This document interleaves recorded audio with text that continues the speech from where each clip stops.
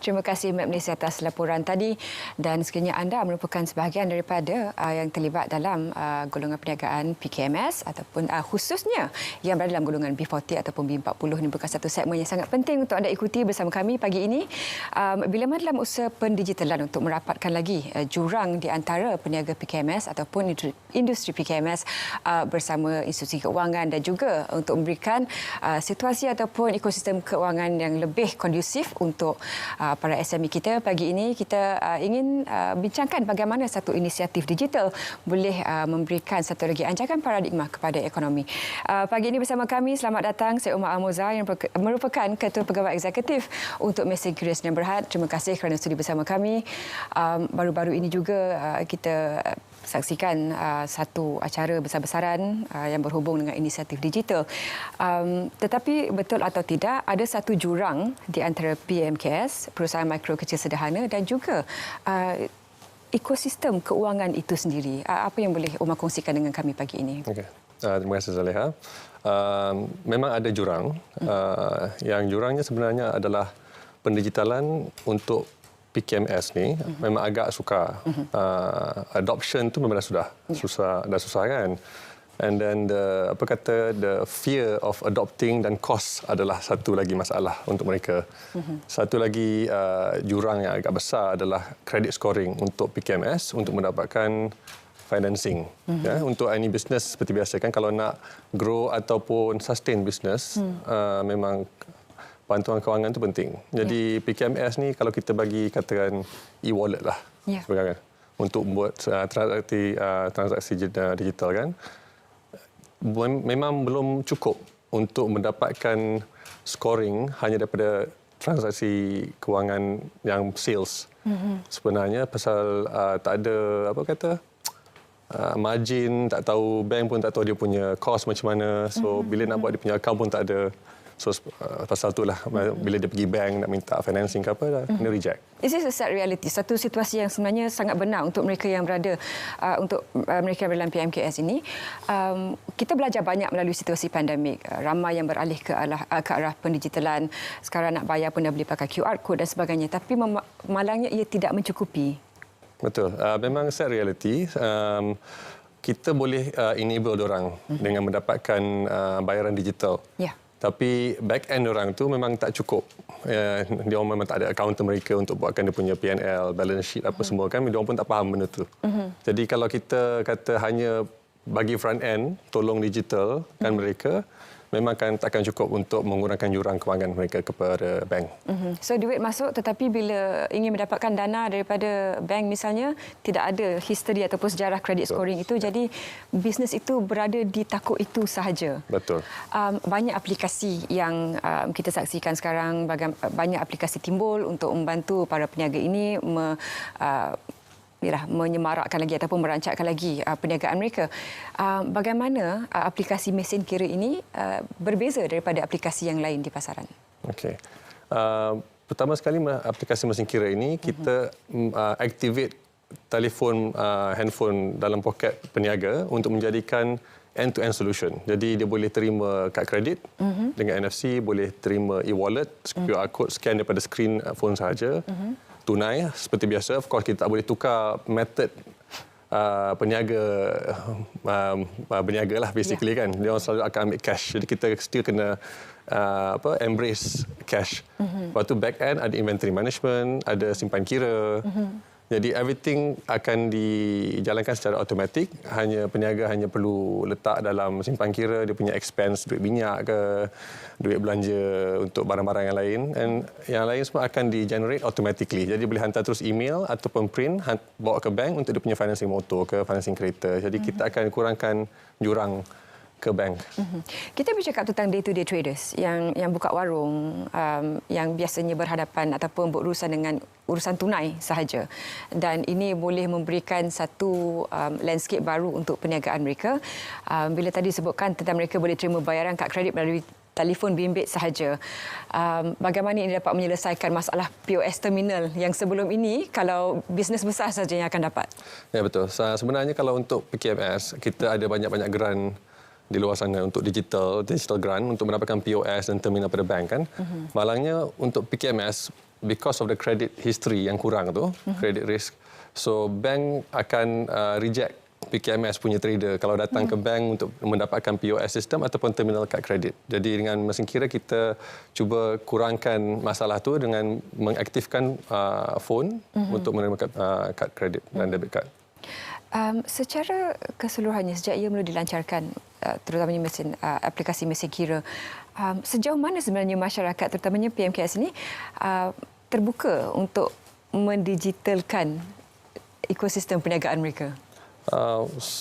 So far alhamdulillah lah, sejak setahun lepas dah 2,000 download dan 800 menggunakan secara aktif, dan kami juga banyak berinteraksi dengan government agency dan membuat on the ground event lah untuk mendidik. So the idea is untuk financial literacy kewangan, bukan hanya buat bisnes. So kalau kita boleh dapat educate PKMS kepentingan literasi kewangan dan mendigitalkan pada waktu yang sama, itulah goal yang utama untuk kerajaan sebenarnya. Dan memang kerajaan memang push untuk B40 ke arah ini sekarang.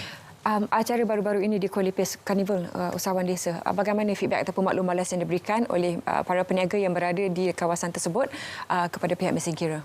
Alhamdulillah kita ada banyak onboarding di sana.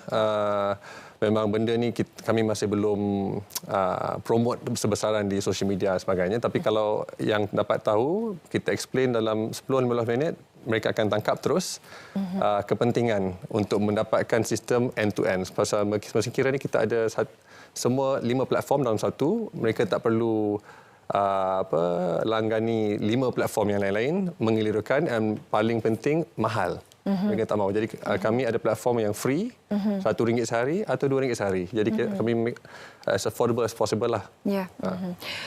Bagaimana pula sekiranya perniagaan berkembang menjadi, apakah kapasiti apps tersebut sekiranya perniagaan expand dan menjadi lebih besar?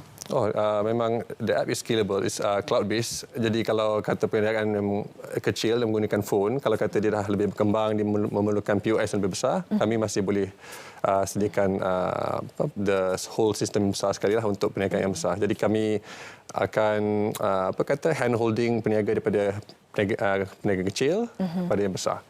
So the journey kami akan bersama-sama peniaga. Dan setakat ini berapa ramai yang telah pun memuat turun aplikasi tersebut? 2,100 sekarang. Alhamdulillah.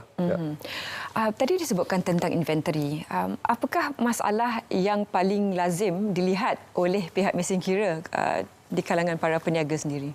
Okey. Kita punya inventory management agak kata we do dynamic. So kami ada peniaga yang jual goreng pisang, ada yang barber shop, ada yang kedai dobi. Jadi kami telah bina sistem inventory itu untuk fit lain-lain punya inventory and different business.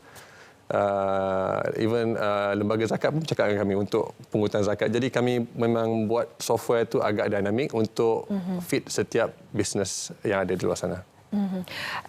Dan bagi mereka yang masih lagi barangkali gusar sikit, masalahnya sekarang kalau mereka pergi bank, bila bank minta sales projection dan minta report dan sebagainya, ini bukan satu yang sangat intimidating, sangat menakutkan untuk mereka. Bagaimana sekiranya bermula dengan menggunakan aplikasi yang lengkap seperti ini dapat memudahkan langkah mereka untuk mengembangkan perniagaan mereka pada masa akan datang? Ya. Jadi kalau untuk peniaga, mereka membuat kata sales setiap hari. Inventory dia dah key in. Kita punya dashboard back end ni akan mengira automatically dia punya sales, dia punya margin, dia punya cost, dan dia tak perlu key in apa-apa lagi. Dia hanya perlu email atau print and tunjuk kepada bank dia punya projection atau dia punya sales figure and dia punya produk berapa laju dia jual. Kata kalau hari ni masuk, maybe dalam seminggu dah habis. Jadi kalau macam for example hari raya, time raya tu kan kalau jual baju Melayu, for example, you punya business baju Melayu, memang you perlu overdraft untuk 2 bulan tu. You boleh tunjuk. Bank akan bagi. I see. Daripada you punya projection, sales projection dalam dashboard. Dan setakat ini tidak ada lagi aplikasi yang ada seperti itu di pasaran? Selengkap ini belum lagi. Dan untuk sekarang ini hanya boleh dimuat turun melalui Android? Ya, sekarang untuk Android, insya-Allah akhir tahun ni iOS juga. What will they miss out? Apa yang akan rugi sekiranya mereka tidak berganjak untuk melakukan adoption seperti ini? Ya, yang yang kerugian mostly adalah dalam financing. Jadi mereka tak boleh dapat dimasukkan sekali dalam sistem perbankan. Jadi kita tak mau peniaga kecil pergi kepada peminjam yang tak berlesen, masalah alung semua tu.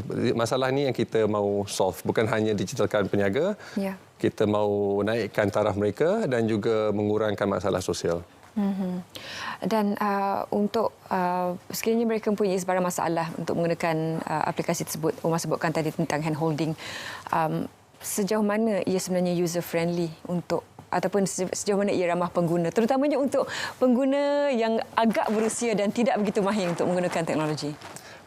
Alhamdulillah kami memang ada tiap-tiap 2 minggu webinar live dan webinar itu akan direkodkan untuk kata refresher, tapi kami ada satu YouTube channel yang khas untuk memberikan mereka bimbingan step by step.